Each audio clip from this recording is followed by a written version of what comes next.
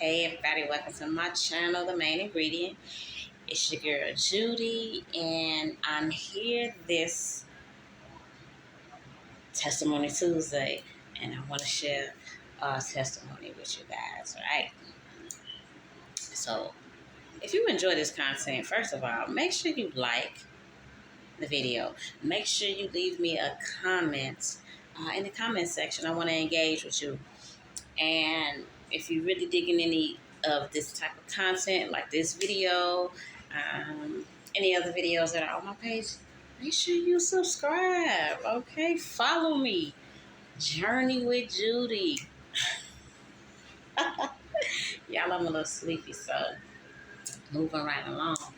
Um, this Testimony Tuesday, I want to share with you another thing that the Lord has delivered me from, right?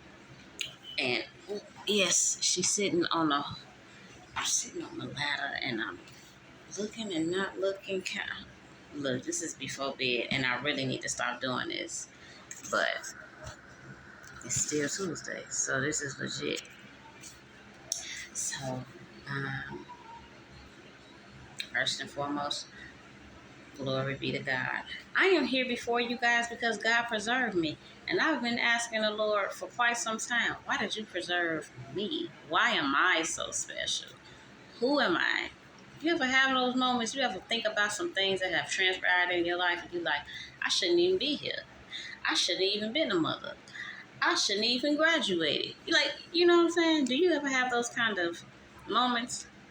I definitely do. I used to have them a lot, and every now and again I still question, like, Lord, why are you so mindful of little old me? And I've gotten some answers, and I still be like, okay, why me though? Nevertheless, I'm glad to be before you because something I say may help somebody. You never know what somebody is going through.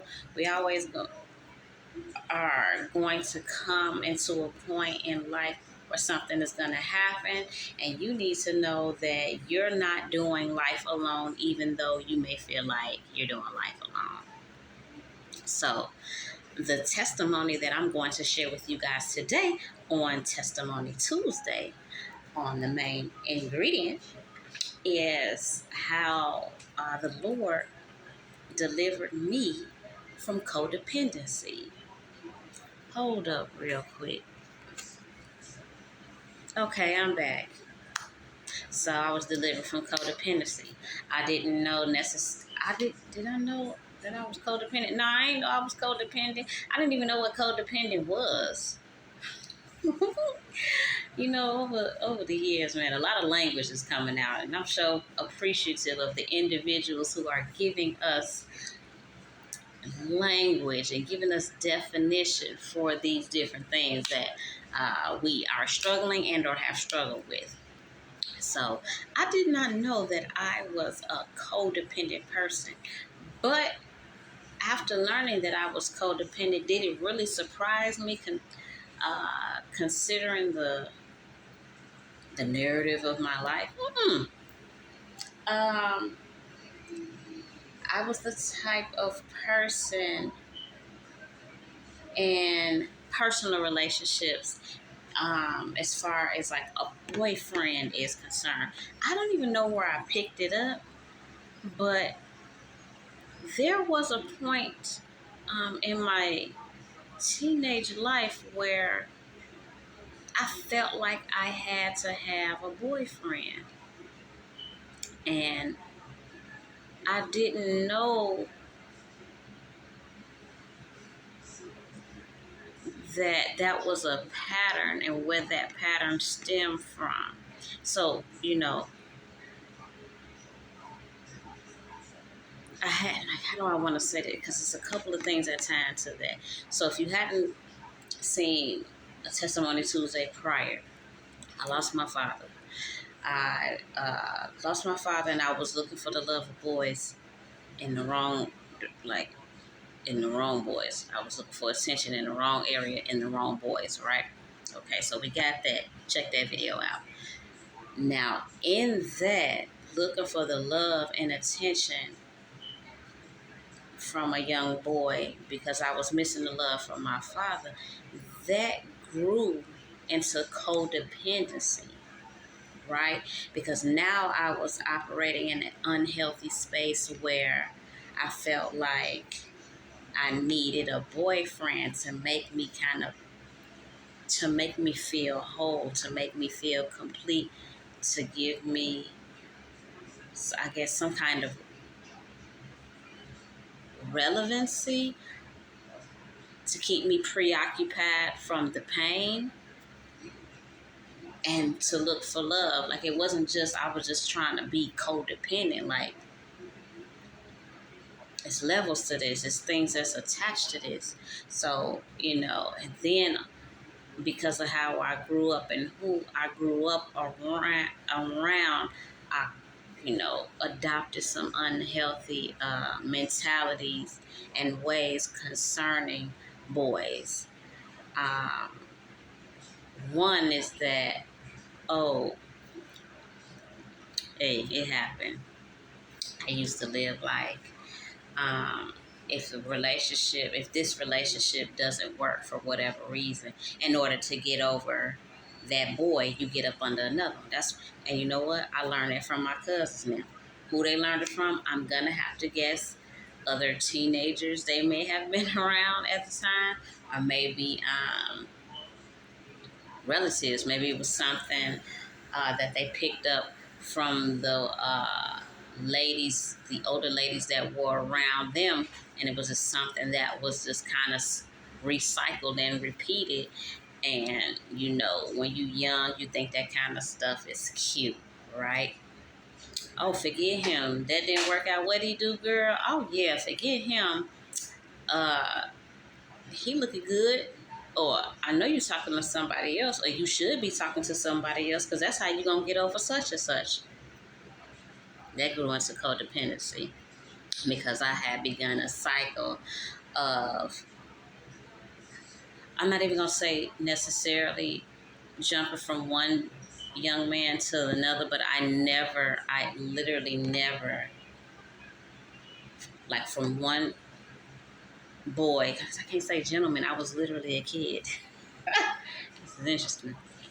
From one boy to another boy, there was never too much space because it always seemed like I had to be talking to somebody. I had to have a boyfriend. I had to, I guess, look like I'm too cute, like, to be alone. I'm too pretty to be alone. I don't have to be alone, but I should have been alone so I can notice a pattern, because what I also discovered in learning that I was once codependent, having to have a boyfriend, having to feel like I needed somebody to be attached to, what I also learned in that was that I was missing, I was picking not only the wrong person, but the wrong person, same person, different name, right? The same type of attributes. I was picking the wrong guys, like picking the wrong people to call a boyfriend. I was picking people who either you sure about me one minute, you are unsure about me the next. You we're not together anymore. You with an ex, I'm with somebody new. Now you hit me on my line talking about some I miss you, da da da da da da da. Come see me, or we should kick it. And I went, oh, okay. No standards, no boundaries, no cutoff game strong, like none of that. Um, and I don't even know why, other than there was a part of me that was feeling kind of lonely. There was a part of me that felt a sense of abandonment. So if this boy think I'm cute and he want to be with me, or this ex is like, oh, I'm not with her no more, I want you back. I'm like, oh, okay. See, I knew I was the. This is young, but this was me at the time. I'm just being honest. And I feel like a lot more people need to speak on those stages that they had in their life where they didn't have it all together. For whatever reason, you didn't have it all together. I know I didn't, and I didn't because I was hurting, right? And there are still young ladies out here today, teenage girls and or young, women um, who are struggling with maybe some abandonment issues, who are struggling with some inner insecurities, who are struggling with not being able to identify that you have codependent ways, and because you're operating from a deficit, you're attracting the wrong type of person that's not treating you honestly how you want to be treated, and you're tolerating that poor treatment because again you're operating from a deficit. You're going from this boy to this boy, or this young man to this young man, with that same poor mentality that I once had. Oh, in order to get over Z, I'm finna go talk to Mo, I'm finna go be with Mo, or whatever their name is, you know what I'm saying? Like, that's not how you do that. If something is not working, you need to sit and figure out why, what you contributed to that thing not working. And or if it's the other person, you need to pay attention to those actions. You need to pay attention if there's a cycle, if you're beginning to notice after a while. Um, he acts. I moved on from D, and I went to Mo thinking he was gonna be better, but he act just like D. Then I'm like, forget both of them.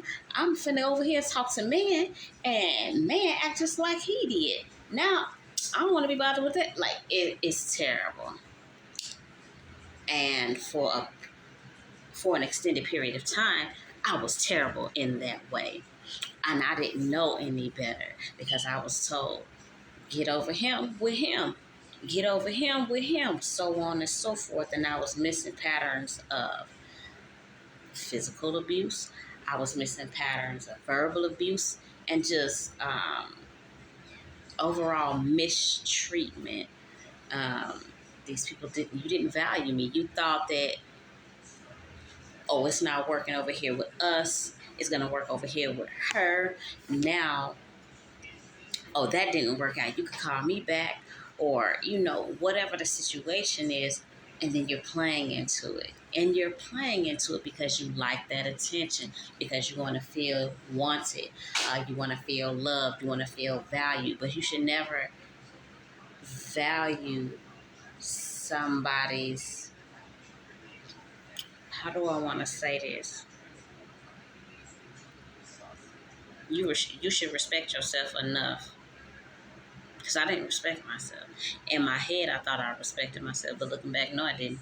I wasn't operating from a place of a young lady, a young teen that respected herself. Respect yourself first, and understand that you treat people the way you want to be treated. And if you tolerate poor behavior from people, then you deserve it. If you don't catch these patterns, how people talking to you, how they're approaching you, how they think that, what's this new term now? You can spin the block. Ain't no spin the block. If you thought that she was better, then stay with her. Don't call me, right? And then on the flip side, if you notice a pattern of a certain kind of interaction with this one is similar to the next one and the next one, then that means there's something going on with you and you're missing that. Because it's not always going to be, oh, he ain't this, he ain't that, he wasn't this and that. All of them can't be the same thing. The common denominator in those situations was me. It wasn't that they were necessarily doing anything wrong. I kept accepting it. So if I'm accepting poor treatment, if I'm accepting poor behavior, that's not their fault. A person is going to only treat you how you allow them to treat you. What you let them get away with, they're going to roll with it. You don't show no value for yourself. You don't stand up for yourself. You don't set any proper boundaries and or give ultimatums like, if you keep doing this, me and you are going to cease to exist in this space. You can do that with somebody else. It's as simple as that. You got to become self-aware of the type of habits you operate in and the kind of people that you're attracting, because you can attract the good thing and you can attract the bad thing. And the problem is not necessarily what you attract, is what you entertain at the end of the day. Poor treatment, if you tolerate it, you deserve it.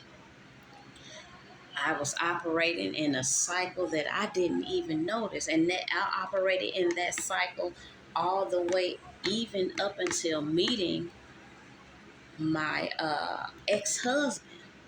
I was still operating from a deficit in myself. So the little hurt young lady that I was, that thing was walking with me for a while, even until picking my now ex-husband. Um, because I didn't want to be alone, getting a little older now, because ex-husband, I met him like 20, 22, 20, up in there. And we got married a year or two after we was talking and together. And it was some, they talking about red flags and stuff. Now, oh God, I needed that red flag information way back yonder. Because I ended up picking somebody yet again with some attributes that were not, that overall did not work for me. And it was some stuff I literally missed. I can't even say like everything was sneaky. Nah, there's some stuff was sneaky, but some stuff was right there in front of my face.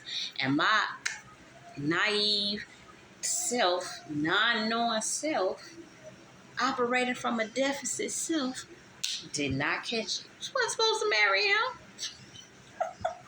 Was not. Capital N-O-T. But that's okay, because today we are not operating in codependency. We are operating in independentness. We are loving ourselves. We are valuing ourselves. We are healing. We are growing. We are self-aware. Oh my God. We have sat with ourselves and dealt with ourselves with prayer. Thank you, Jesus. Alongside with the Lord. Thank you, Jesus, revealing these things.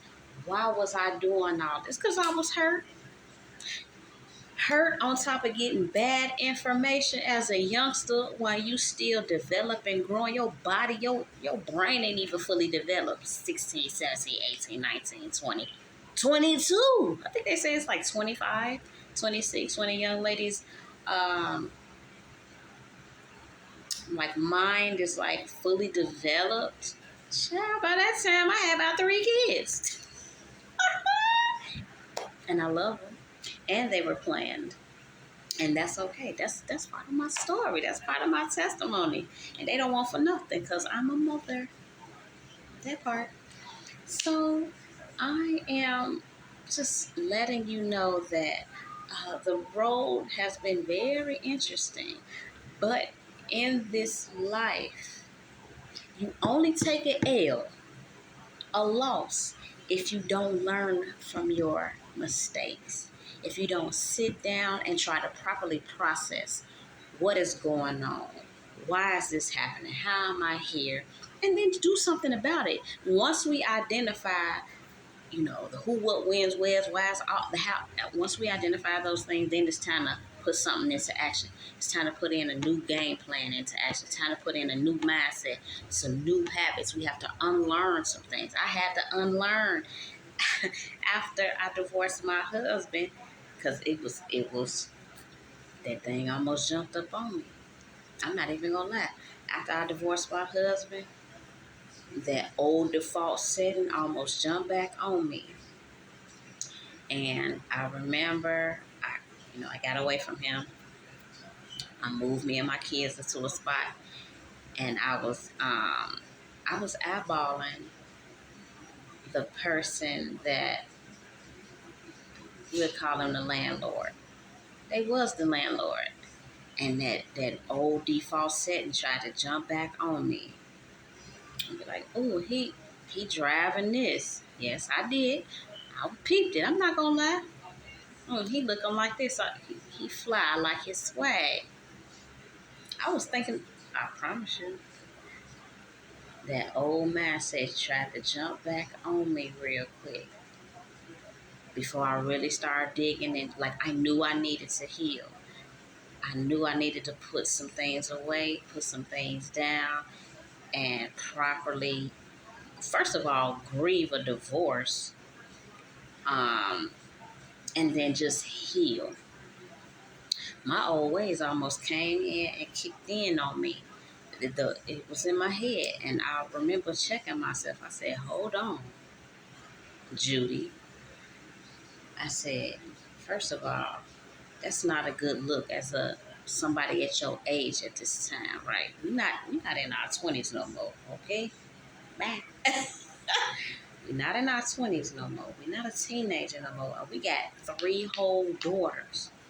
What you look like? What you look like getting to that little kid, that little girl mentality when you got 3 daughters to raise, that you don't want to experience the things that you experience, that you don't want to go through the things that you went through. You can't talk to him. Girl, sit down somewhere, for real. Because if you don't, guess what? Those same banana peels that you slipped on and bust your ass, she gonna be trying to curse, but it might come out sometime. You bust your ass a few times for a long time. If you don't check this, your daughters, you're gonna see it again. You're gonna see it again. You already seen it with your relatives. You ain't know initially. But you seen it in your relatives. You already seen it in your aunties. You ain't know initially. Because you was young, you ain't know what you was looking at. You didn't know what you was around. Go ahead and do that if you want to. You'll be seeing it again in your daughters. Check myself real quick. I had to think, wait a minute, what's really important here? Sit down and heal somewhere. Okay? I'm proud of myself. Okay? Because it wasn't easy. It was not easy. I got hurt in a previous relationship, and I literally almost jumped back into my codependent ways and did something stupid. And after you get a certain age, it's not cute no more. That don't look good. It's not a good look for you to be a certain age and you still making little girl mistakes, right? Sit on down and heal somewhere. Sit on down and get real somewhere with yourself. Help yourself. You can't always depend on somebody else. Lean on God. That's what I did. I leaned on my faith. I leaned on God, and I wanted different because by that time I knew something was wrong, and I'm the common denominator. But this is the end of an era because we're not doing this no more. Because I'm not gonna see my babies. I didn't become a mother to relive the stuff that I have gone through. I did not become a mother to see my children slip on them same banana peels. And if those of you out there viewing this, if you have a child or children, I want you to think about that, especially if you have a daughter. Especially if you have a daughter. Especially if you notice unhealthy cycles are perpetuated in your family. And you like, I'm tired of this. It don't feel good. So that's my testimony, because this thing can keep rolling, because she was born a talker. So my testimony is that I am no longer codependent. God brought me out of codependency. He revealed to me the ways in which I was codependent and leaning on others for things that I really should have been leaning on God for, to comfort me and console me in my hurt. That wasn't for anybody else to carry. That was for me to work through. And I'm glad today that I can say I have overcome codependency. I have probably at this point overachieved and mastered independence. Um, yeah, I think I've gotten into a space now where I'm hyper dependent. But unfortunately, that's another video, y'all. Stay tuned. I'm going to drop a video, and I'm going to talk about hyper independence in another video. But this video is giving praise and thanks to God for delivering me from codependency. And if He did it for me, baby, He can do it for you. Okay? That's how we're going to end on this note. Y'all have a good night. I'm finna find me something to eat, and I'm finna go to bed. I will see you guys in the next upload. Be blessed.